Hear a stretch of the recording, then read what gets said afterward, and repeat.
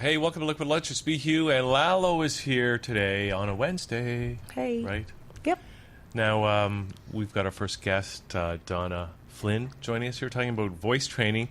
But you've got some subjects written down here. I don't know if you want to get into that before we start, Lalo. Well, I did have a few things written down here, and they're pretty interesting topics. We might get to them later.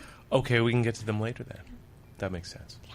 So we've got Donna here, and it's great to have you back on the show, Donna. That was quite a while ago. 2010. 2010. It's been a while. Yeah. We're still around. It seems like yesterday. It does. It does. Here we are. Here we are again. And we're talking about voice training, right? And we're going to get into all the different aspects that you do. But is there anything that's changed since the last time you were here in terms of what you do? Last time I was here, I was focusing mostly on singers, giving singing lessons, and then working with public speakers on their voice and presentation. That's expanded a lot because of the flavor of the city. I do a lot of accent modification now. And the big thing is transgender voice transition, voice masculinization, and voice feminization. So public speakers would come because they wanted their voice to be altered slightly. And then, of course, that's really just transitioned into people who want to sound more like their true identity, their true gender. Mm-hmm. So now I'm doing everything. If it's voice, I'm doing it. Wow. Yeah. That is amazing. It's fun. Yeah. So do you help, say, actors or actresses with voiceovers? Or I guess so, hey, because they... I do, because even though you're an actor and actress, you don't have to have that vocal range that a singer would have to have. You still have to have your breathing. You still have to have the resonance, the fullness. And you have to be able to use the different textures of the voice. Because your voice is like the punctuation. If you were to read, you'd know the content because of the punctuation, right? And so we use our voice for the same thing. Like, you know, sometimes you meet those people and every time they finish their sentence, like they end it in a question. Yeah. You know those people? I do. I work with those types of people. I don't know if I know what you mean. Yeah. I'm sure you have. You know what I'm talking about, Coming right? from the West Coast, it's almost always like that. Yeah. Yeah. Is it really? Yeah. Yeah, what is that? I mean... That uptalk? Yeah. A lot of it has to do with nervousness. A lot of it has to do with... Uptalk is actually quite happy talk. Anytime you're trying to express something where you're happy, you're not going to go down. I just won a lottery. I just won $1 million. You're never going to do down talk. But you just go... You're not going to say, I just won a lottery? Like, say, it's like, are you asking me or telling me? Yeah. Right? I'm telling you? I'm telling you. Right? Is that a confidence issue, too? I mean, that's probably factors into it. Yeah, right? Confidence has a lot to do with whether or not you really feel like you own the voice, that you're delivering your material the way you want to. People need to spend as much time on the delivery and the voice aspect as they do on writing the content. Most people spend little to no time. It's almost impossible to even get somebody to warm their voice up properly. You mean just for speaking? Just for speaking. So you need to warm... You want to warm your voice up because it's a muscle. Yeah. Is right? it a muscle? There's a lot of different muscles involved. There's the vocal cords, there's the muscles, there's the larynx. There's many, many different parts. So you just don't want to go and expect to be your best when you haven't even used it at all. Yeah. Right? You know, I've actually got a friend, and it always surprises me about them. There's something that they're doing that, and I can't put my finger on it, but there's something that they're doing, and it's such that they never get heard.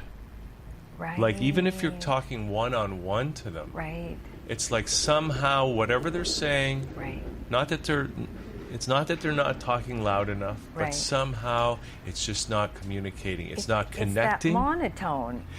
I don't even know if it's like I haven't been able to put my finger on it. Yeah. It's almost like it's a psychic thing, right? Or it's almost like they have maybe something happened to them when they were a little kid, and they just have this unconscious something that keeps it internal. Keeps them saying that I'm just not going to be heard, right? And somehow it just like, and it's really weird. Right. And I don't know if voice training is the answer, but it seems to me if it was, then it's doing a lot more than just training the voice. Well, there's a lot more to it. Well, they have to bring that voice out, and we do know that how you're brought up and how you feel about yourself impacts the way you actually use your voice. So people that are aggressive use their voice one way, and people that are shy or have had traumatic experiences where people have quieted them, a parent or a teacher that has quieted them, hold their voice similar to people that suffer from anxiety and depression. So they actually use their voice differently. Mm-hmm. So the voice will start to weaken. If you're holding that voice in, you're misusing the voice, and it's going to start to weaken. So it's kind of like, what came first, the chicken or the egg? Well, was it the fact that right? I'm holding it back, or is it the fact that I'm now positioning my voice and weakening my voice that's having this overall effect? They kind of work hand in hand. So in other words, it's like, well, you know what they say? They say if you stand up straight, you're going to feel better about yourself. Right. It's like you do the physical, and it actually affects you on an emotional and intellectual level. Exactly. I heard that actually releases testosterone in your system when you straighten your back. Yes, and that is a part and parcel of why you feel confident. But I was almost interrupting a minute ago because we just had a dynamic sales principles workshop in here. And as you're talking about it, I'm thinking about people who do telephone sales and people who are doing a lot of marketing could probably really benefit from that. And not only that, but he was talking about doing voice exercises before you start. Right. Going A, A, A, A, B, B, B, B, C, C, C, C, D, D, D, like that. Right. Right? And so voice modulation and what you're sending out there, I think that could make a big difference in sales. I mean, I know it does. It's going to make a difference in the tone that comes from your voice, right? We want to warm up the voice and have it forward so we have the richness of it, right? So that's why we do those A's or B's or C's, whatever their exercise of choices. I like humming. Brings out all the richness, right? If I'm trying to sell something to somebody, I want them to feel confident in me. So I don't want the lighter sounds. I don't want to, hi, do you want to buy my $2,000 product? Right? I want a nice, grounded, anchored voice. That's rich, Excellent. but it also sounds friendly, right? Yeah. I also care about my core because that's how I'm going to be breathing. So if somebody's on the phone all day and they're constantly leaning over, you're going to start to lose the sound quality of the voice. Ooh, nice one. Right? Nice tip. Yeah. Everybody out there. Yeah. So do we want to do an exercise to help them do something? Yeah. Let's do an exercise. Let's. Are we up for that? Yes. Sure. Yeah, You can let's watch have a or you little can- demonstration of We how have this works. participators in the house. Excellent. Okay, so here's what we're going to do. Okay. I'm gonna move my mic. So what we're going to do is we're just going to breathe in. Okay. In We're our gonna- nose or mouth or... I always prefer the nose on exercises because Okay. it helps you get that deeper diaphragmatic breath that we always hear about and love so much. Okay, we're going to breathe in.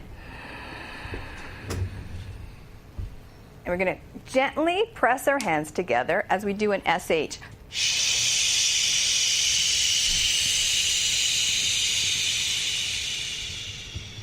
So we really start to solidify that upper body that we don't want jarring around, that gives us that fight or flight, speeds up our heart, and we really start to use that core. Now we breathe in again. We're going to put the palms to the ceiling, hands above the shoulders, and we're going to do an S.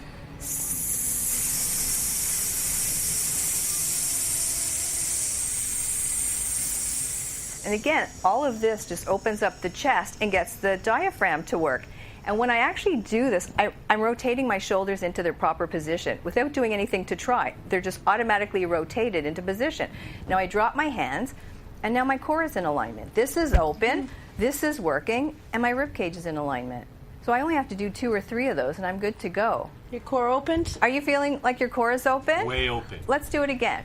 Let's do it. Okay, maybe my third eye will open too. That might take 3 tries. Okay. But let's do it.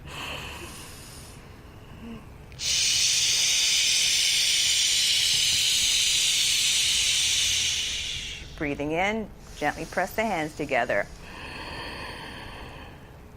Palms to the ceiling.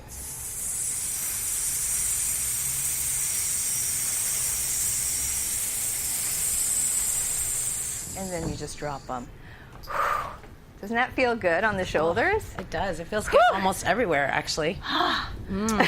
Actually, you know what? She said something just before or during that. Thank you, Donna. You're welcome. It's good. She was talking about my her favorites. third eye opening, but Yes. what about, and I've heard about this, that sometimes singers, they sing through their third eye. Have you heard about that one?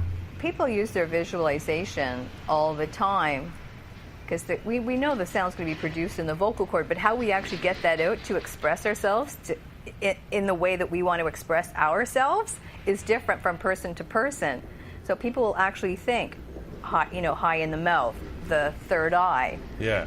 So they use that because they want that sound. It's basically a high forward anchored position. So that third eye kind of lifts up anything that's held back. And we all hold back, right? When we're saying something, we're so far into our content thought. Maybe we're into lack of self-esteem, lack of confidence. I'm not really sure how this is going to play out because I've just met these people for the first time. We're here. That third eye thought is going to take you and help you move to the follow through. Right, so we use visualization for different reasons, and that's a great tool that people use. But I could actually, I can't remember but I could actually feel it coming out of like here. You can feel your voice coming out of here? Yeah. You can feel the vibration from there, well, right? Well, it actually felt like, I guess that is the visualization, but it's kind of like that, that Tibetan throat singing? Right. It's kind of like that. Right. So if we just do like a hum, and I'm going to do it for you, and you can do it with me if you want. I'm just going to take my lips and keep them off my teeth. I'm just going to do a regular hum. This would be a warm-up hum. If I move my body posture forward, all the vibrations from my cords are just literally going to fall forward. So I'm going to start to feel those. Let's just do it together. Okay. Everyone. All together now. Breathing in. Yeah.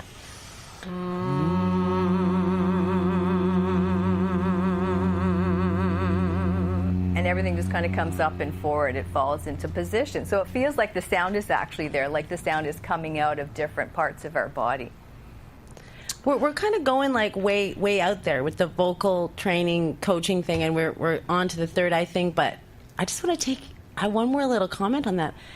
Now that you say that, I have actually been chanting, like saying Buddhist mantra over and over and over again, and then when I'm finished, my forehead pulses a little bit. Good. So I think maybe there is a connection between the sound and this. It's a gland, I think, isn't it? Right. Back there? Yeah. Is it probably emotional too, well, like in a more physiological sense? I think there's even the Om sound, right? Right. Which is used in different religions or whatever. That I think that shakes up your third eye somehow, right? And that's not that much different from the that it we wouldn't just be did. different. So it's literally like the marriage between the physical, the actual physical voice, and the spiritual. Feels like that's the meet-up place, right? When you're doing that meditation. Or what does singing do for your energy? I'm just like, you've been doing this for how long? How long have you been vocal coaching in Toronto? Working for myself as a voice coach, I started back in 2004, so that's 12 years. Wow. Okay, so you look great. Thank you. You're really vibrant. Thank you. Do you feel that they...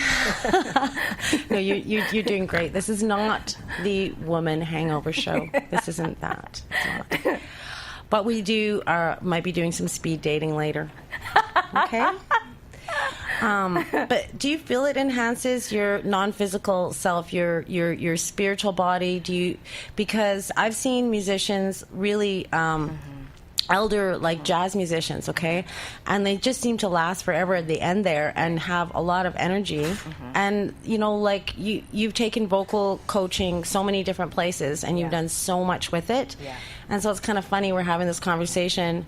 It's really expanding it out there, like maybe to salespeople, and now what about that spiritual advancement through that vibration that actually stays within your body? Right. So it's the key is the breathing, because everything that happens with your voice is moved on air, and that's such a healing and cleansing and rejuvenating experience, whether you sing or don't. So the breathing exercises are key. And then just getting that vibration, that tone from the vocal cords it's literally, it's a meditation for some. It's a prayer for some.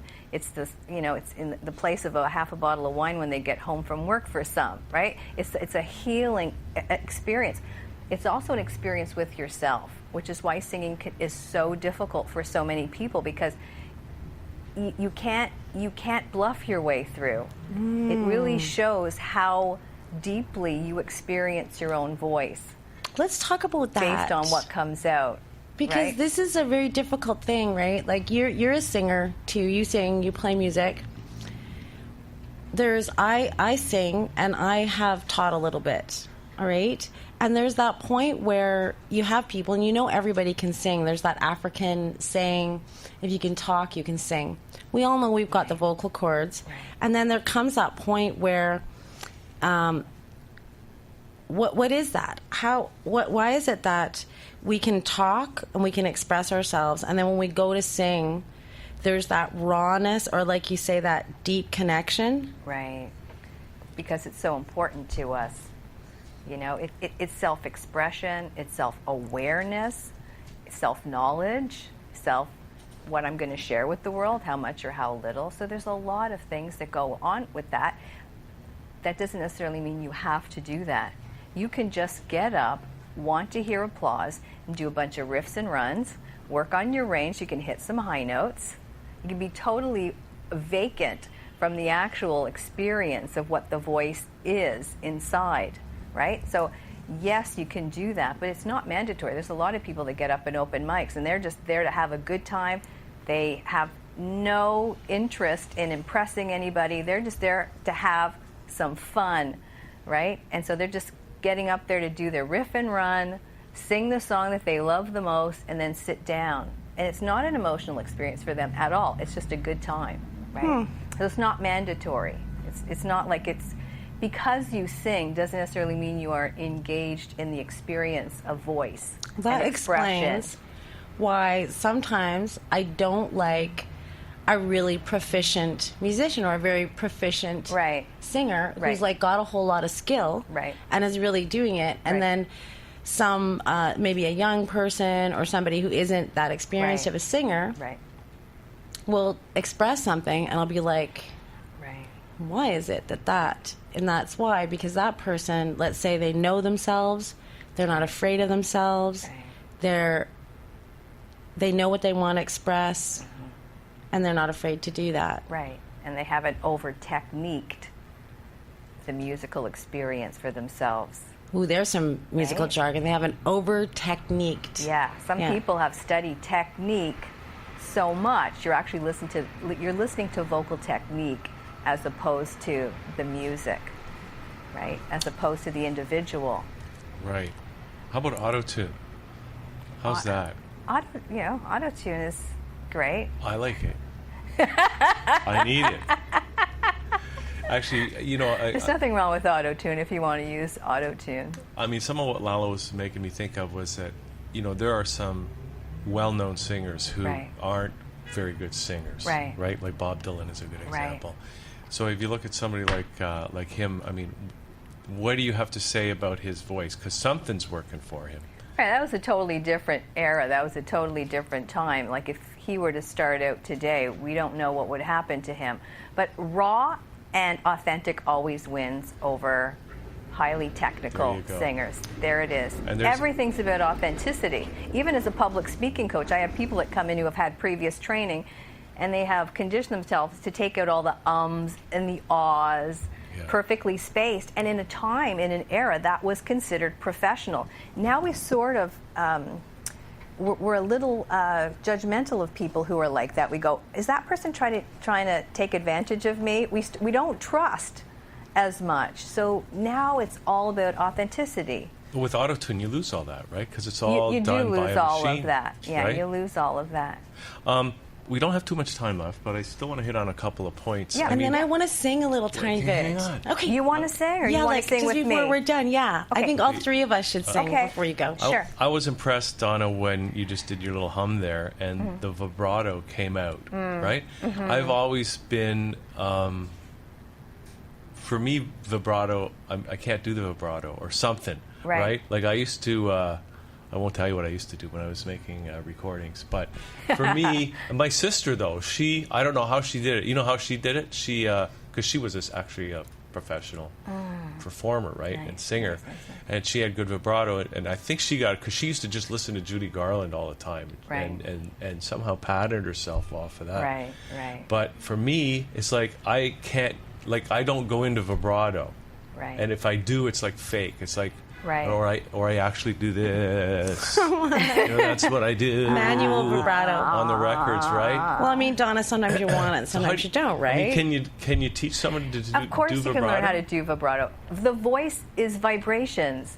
So everybody, to some degree, has vibrations in their voice that they can move out on a melody to do a vibrato. So what you need to do if you want to do vibrato is that exercise we just did. Move forward with the sound so that you can actually play with the textures, and then you can actually start very slowly to put in a slow vibrato. Can we do an ah, and then we can all sing, and then you can practice your vibrato? Okay. Sure. Can we do a ma? Absolutely. So whatever you want. I want to do a ma, because ahs are light, and it always goes to the light part of the voice. The I got ma helps us dig a little bit into some deeper texture. So I like M's. All right? All right. Can we do maha? Sure. All right. Maha, I hope you're watching. Here we go. Ready? Yeah. And in.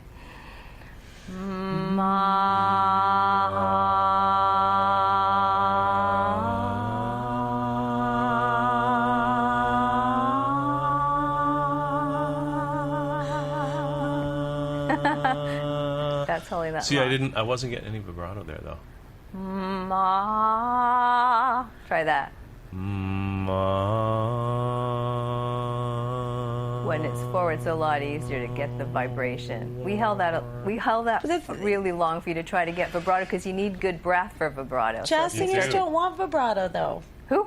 Jazz singers, we want the clear tone and then a little bit of vibrato at the end. At the end of the phrase. But that's about it. Well, see, I've never been a big fan of vibrato, actually. I'm just trying to be like... You're a jazz singer. You're a jazz singer. No, I'm not. So let's hear a little piece. Give us a little piece of something. What? I think we should just all sing one thing, and we should make it harmony, and then we should just leave them with a nice vibration. Yeah. Okay, are we going to say a phrase, or you want to do the maha again? Let's do Maha because she used to co-host with Hugh, and if she's watching, she'll think it's really cool. Cool. All right, so we're going to... What are we going to do? We're all going to do the lead note, and then we're just going to drift off into harmonies? Is that what we're going to do? Yeah. Okay. I'll keep the bass note. All right.